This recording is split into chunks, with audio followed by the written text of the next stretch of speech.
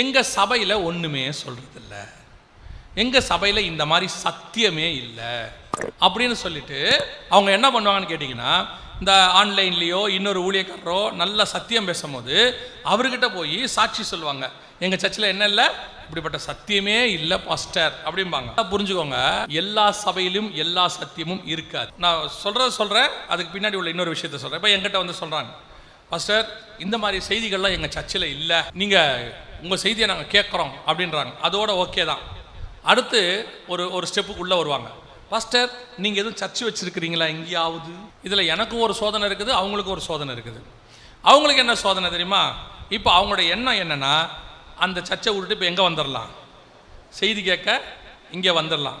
ஆனால் அவங்களுக்கு ஒரு உண்மை தெரியுமா, என்னால் சர்ச்சு நடத்தவே முடியாது, ஏன்னா என் அழைப்பில் அது இல்லவே இல்லை.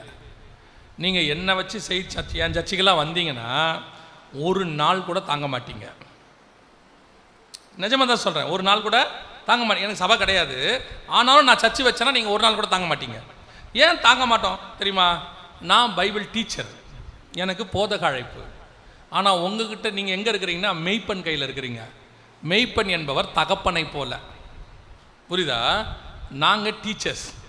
உங்கள் ஸ்கூலில் இருக்கிற டீச்சர் மாதிரி சொல்லி கொடுக்க உங்கள் அப்பாவால் முடியாது. ஆனால் உங்கள் அப்பா மாதிரி அன்பு காட்ட டீச்சரால் முடியாது. புரியுதா உங்களுக்கு? உங்கள் அப்பா கிட்ட அன்பு அவளுக்கு சொல்லிக் கொடுக்க முடியலன்னா அவர் என்ன பண்ணுறாரு, பரம தகப்பன் ஒரு டீச்சரை வைக்கிறார், உங்களுக்கு இந்த சத்தியத்தையும் சொல்லிக் கொடுக்குறாரு. உங்களுக்கு என்னென்னா டீச்சரோடையே போயிடலாம் போல இருக்குது. அப்படி தானே இருக்குது? டீச்சர் நல்லா பாடம் எடுக்கிறாங்க, இவங்க கூடயே போயிட்டா நல்லா இருக்கும். இந்த மாதிரி ஒரு 10 பேர் திருப்பி திருப்பி கேட்குறாங்கன்னு வச்சுக்கோங்களேன். எனக்கு என்ன தோணும் தெரியுமா? தேவ சித்தந்தான் போல நம்மளை என்ன பண்ண வைக்கிறாங்க, சர்ச்சை ஆரம்பிக்கிறது கர்த்தர் சொல்கிறார் போல அப்படின்னு ஒரு எண்ணம் வந்துடும். ஒரு 15 வருஷத்துக்கு முன்னாடி அப்படி வந்துச்சு. தொடர்ந்து 3 பேர் ஃபோன் பண்ணி, பாஸ்டர் உங்கள் சர்ச்சை எங்கேயாவது இருக்கா, நாங்கள் உங்கள் சர்ச்சுக்கு வரணும், உங்கள் சத்தியத்தெல்லாம் நாங்கள் கேட்கணும், எங்கள் சபையில் ஒன்றுமே இல்லை அப்படின்னு ஒரு 3 தடவை சொன்ன உடனே மண்டையில் ஏறி போச்சு.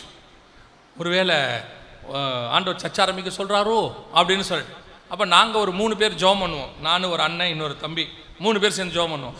அப்போ ஜோம் பண்ணிக்கிட்டு இருக்கும்போது அந்த அண்ணங்கிட்ட சொன்னேன், அண்ணே இந்த மாதிரி எல்லாரும் சர்ச்சை ஆரம்பிக்க சொல்லி கேட்டுக்கிட்டே இருக்காங்கண்ணே, எனக்கு இன்னும் புரியவே இல்லை அப்படின்னு. அண்ணன் யோசிச்சாங்க, ஏன் தம்பி அப்படியா சொல்கிறாங்கன்னு யோசிச்சே இருக்கும்போது அந்த தம்பி ஒருத்தர் இருந்தார். அவர் இத்தனைக்கும் நான் சொல்கிறது அவர் கேட்பார், நல்ல அருமையான தம்பி. அவர் டக்குன்னு, அண்ணே அதெல்லாம் பிசாசுடைய வார்த்தைண்ணே, உங்கள் வேலையை போய் பாருங்கண்ணே, நீங்கள் பாட்டுன்னு சும்மா இந்த வேலை பேசி இதெல்லாம் பேசாதீங்கண்ணே, உங்களுக்கு சர்ச்சை கிடையாது, நான் போங்கண்ணே அப்படின்ட்டு.